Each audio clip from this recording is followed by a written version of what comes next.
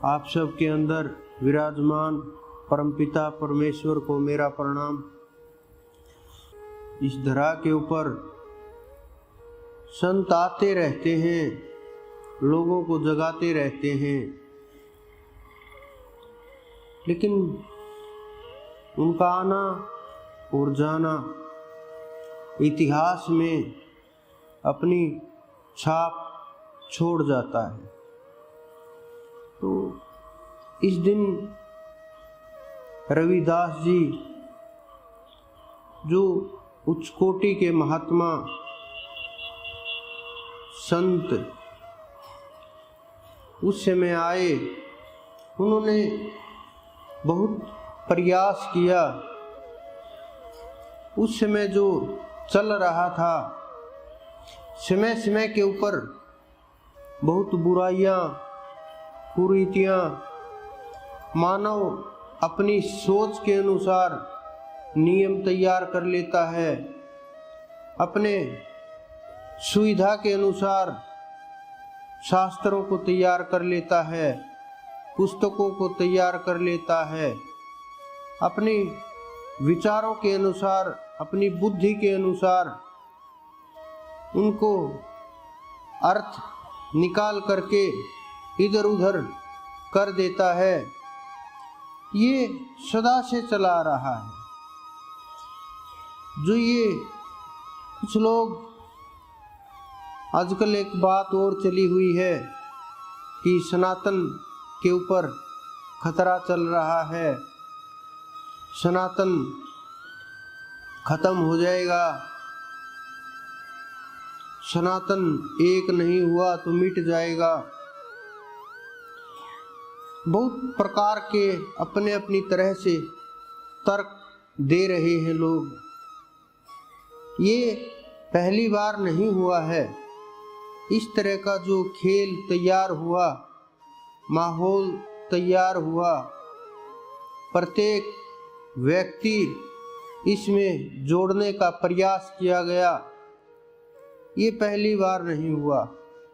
ये जब कबीरदास जी आए तब भी यही माहौल उत्पन्न हुआ, क्योंकि उन्होंने बहुत चीजें उखाड़ उखाड़ करके, खोज खोज करके, अनुभव के साथ, साक्ष्य के साथ प्रस्तुत किया सब कुछ, और उन्होंने पाखंड को तोड़ने का प्रयास किया। यही हालात रविदास जी भी उसी समय थे, तब भी यही हुआ। ये चलता रहता है समय के साथ, परिस्थिति के साथ। जब स्वामी दयानंद जी आए तब भी यही हालात हुए थे कि सनातन खतरे में आ जाएगा, कोई मान नहीं रहा, समझ नहीं रहा, और हमारे जो बनाया हुआ सर्कल बना देते हैं घेरा, जो सैकड़ों वर्षों में बहुत मजबूत हो जाता है और एक एक तार रस्सी का रूप ले लेता है, और फिर इस मानव को बड़ा पिरो पिरो करके बांधा जाता है। और मानव बंद करके भी ये महसूस करता है कि मैं खुला हुआ हूँ, मैं आज़ाद हूँ और मैं बिल्कुल फ्री हूँ।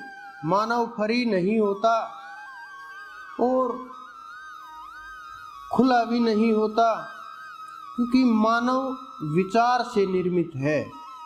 विचारों को ही बांध दिया जाएगा, विचारों को ही प्रभावित कर दिया जाएगा, विचारों को ही तोड़ मरोड़ दिया जाएगा, तो फिर मानव का जो सार आत्मा है वहाँ का रास्ता रुक जाएगा। तो हमारे जितने भी संत महात्मा हुए, उनसे पहले भी कोई भी जब भी आए, हर पल विरोध हुआ, हर पल उनको कुछ न कुछ बोला गया, प्रयास किया गया, और दबाने के लिए शास्त्रार्थ उस समय गाड़ियां भर भर के पुस्तकें चलती थी, शास्त्रार्थ किए जाते थे। उन संतों के साथ जिन्होंने कभी पुस्तक को छुआ तक नहीं, लेकिन उन्होंने करके दिखाया कि सत्य क्या है, धर्म क्या है और सनातन क्या है, आत्मा क्या है, रास्ता क्या है, वेद क्या है, खोज क्या है, परम तत्व क्या है,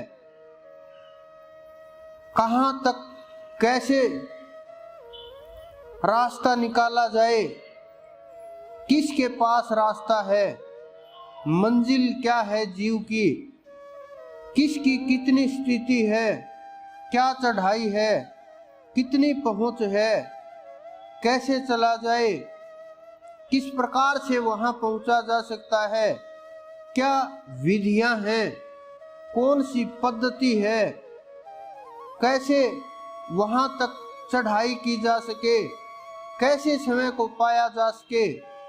इन सवालों के जो उत्तर दिए वो हमारे संतों ने, हमारे महापुरुषों ने, जिन्होंने इस धरा के ऊपर कल्याण के लिए अपने आप तक को बलिदान कर दिया।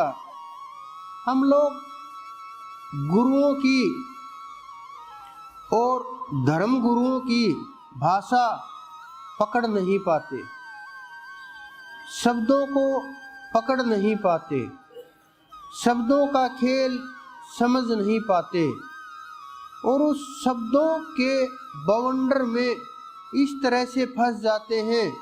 हमें ये लगता है कि ये जो बोल रहे हैं वो सब कुछ सही है और हम उसी के अनुसार आचरण करने लगते हैं, उसी के अनुसार आचार व्यवहार होने लगता है, उसी के अनुसार वार्तालाप होने लगती है, उन्हीं विषयों की चर्चा होने लगती है, उसी के बारे में पक्ष विपक्ष में खड़े हो करके हम शामिल हो जाते हैं।